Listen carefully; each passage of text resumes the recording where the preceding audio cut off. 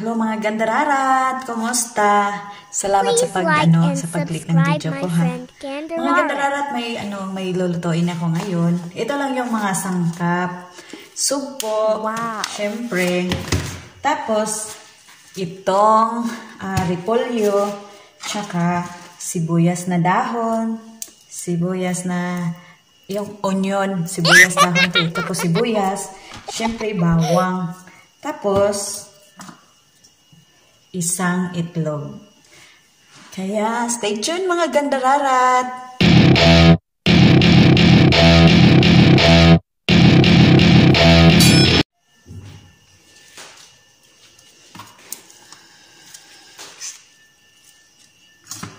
Yung gagawin ko mga gandararat, syempre, pinuhin ko lang to.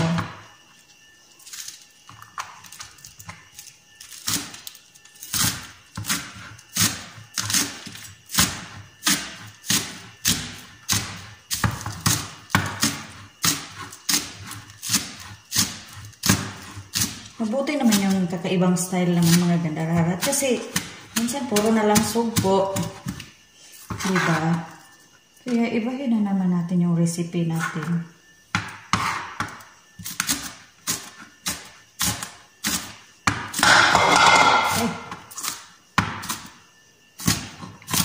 Obviously does not know how to slice.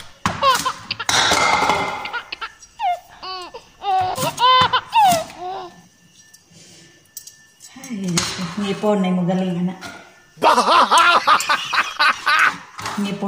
Ngipin ang tatapos niyan mga gandararat.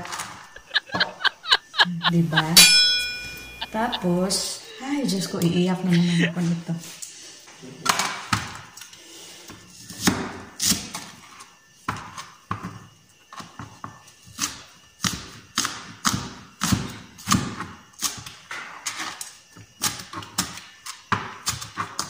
Halatang di marunong mag-slice. Oh my God. Halang. Grabe. Ang dami kong problema pero dito talaga ako mapaiyak. Grabe. Grabe.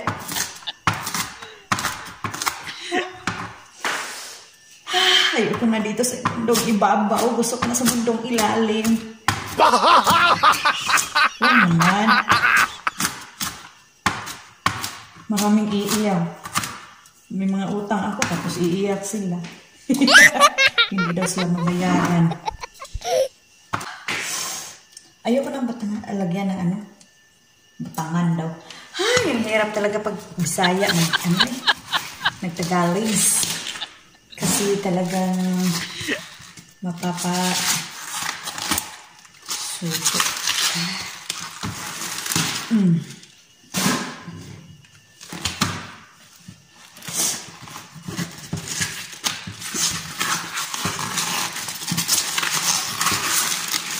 Isang gabi. Ano ba ito? Parang sira. Ano to? Ito ba talaga? May mga sira-sira dyan na parang tingin ko ang pangit-pangit. Gusto ko flawless. Katulad nito. Yan. Isa lang. Gasan ko muna.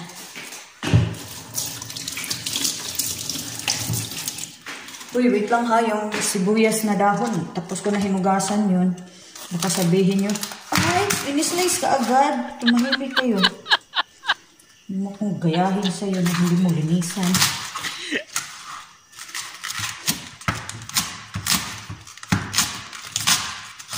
Ang sarap itong mga gandararat pag may yung tawag nito patatas. Masarap sana to. Kaso hindi kami namili kasi nga lilipat na kami ng employer.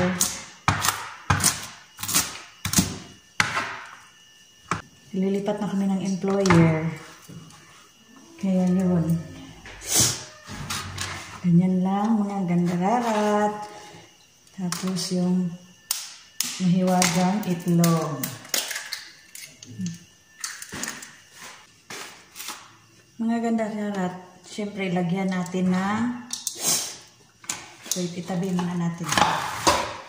Siyempre, lagyan natin ng paminta. Kung gusto nyo medyo maanghang-anghang, kasi gusto ko medyo maanghang-anghang. Yan. Tapos, siyempre, lagyan natin ng konting asin lang mga gandararat. Kasi ako, naku, gusto ko maalat talaga.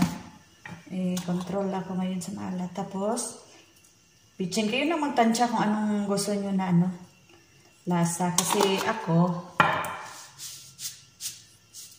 ganyan din. Ganyan din muna. Para madurog yung puso mo. Kasi may itlog na to eh.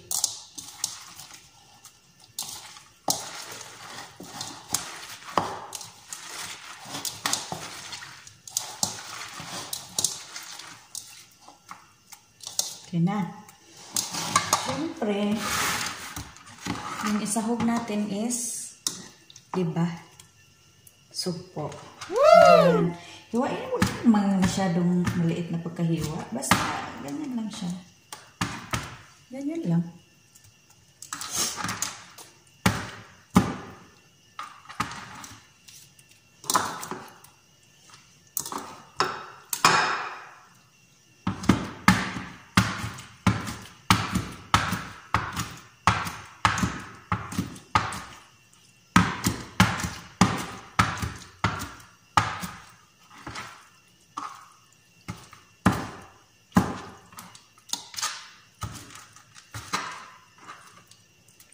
Promise, ang sarap nito.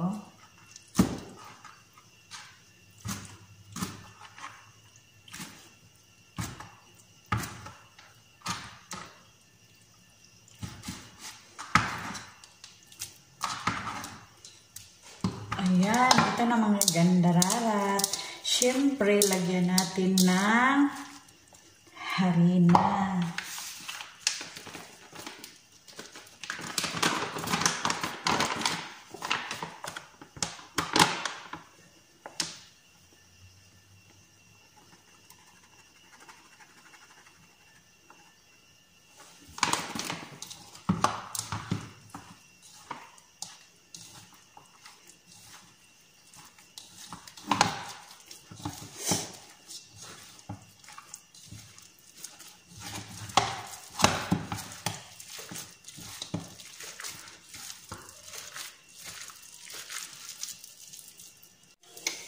Ang gandararat, parang init na ata yung natin.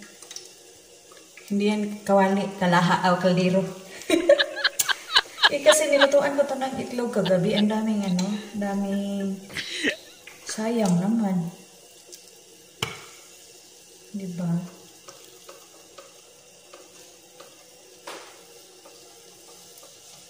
Hala. Ay, mainit na. Ay, shit! Ay, shit! Ay! Ay! Hindi ka talaga? Shit. Mga gandararat, ang hirap talaga pag hindi ka yung sanay na sanay magluto talaga, promise. Nagugulat ka lang sa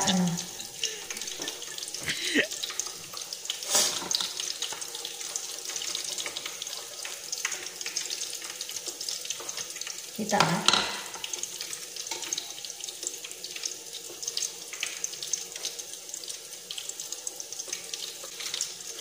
Hindi ko siya kinapalan mga gandararat para madali lang maluto.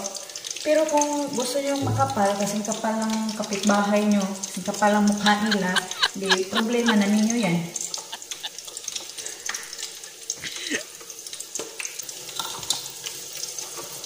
Iba talaga ang canola mga gandararat. Hindi siya katulad sa ibang oil na sobrang ito hindi, alam mo hindi pa init, sobrang init na kaya niyan. 5 oras ko na yan sinalang. Joke!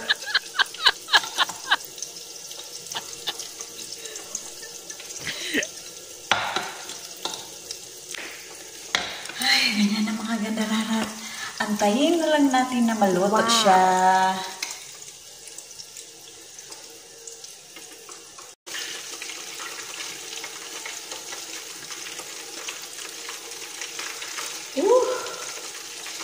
Sarap. Sarap. Ang sarap. Ang hina kasi ng ano namin, uy. Lutuan. Yung sa gitna, ay. Ayan, nag-brown na. Pero yung mga gilid-gilid na malayo sa kalan. Sa ano yung... Aray ko.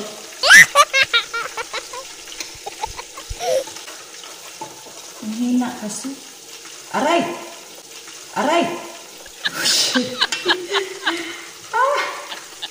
Ang hirap talaga pag hindi tayo sanay sa luto. Hindi naman yan pasanayan. Hindi lang talaga kawali ang ginamit. Tanga.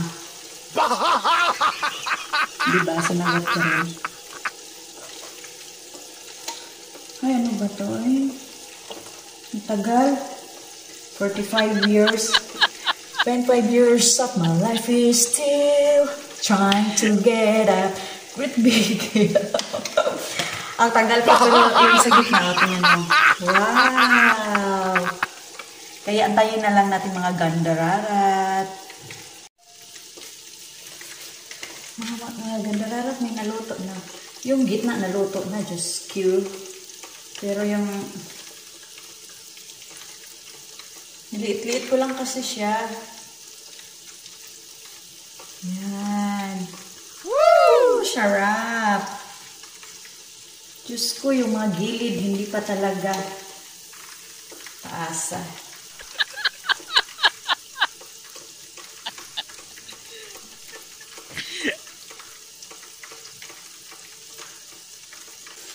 Tikman ko. First kagat.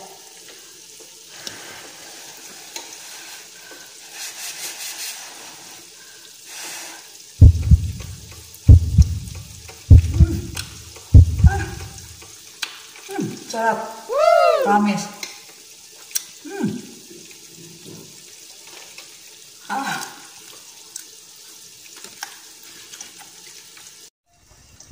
Magaganda rarat. Ganyan na siya, oh. Naluto na siya, oh. Yan. Ang sarap, mga gandararat. Try niyong lutuin to. Ang sarap talaga, promise.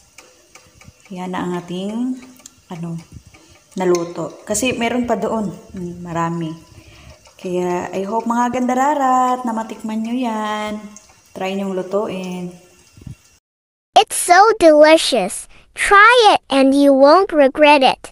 Please like and subscribe. Thank you so much.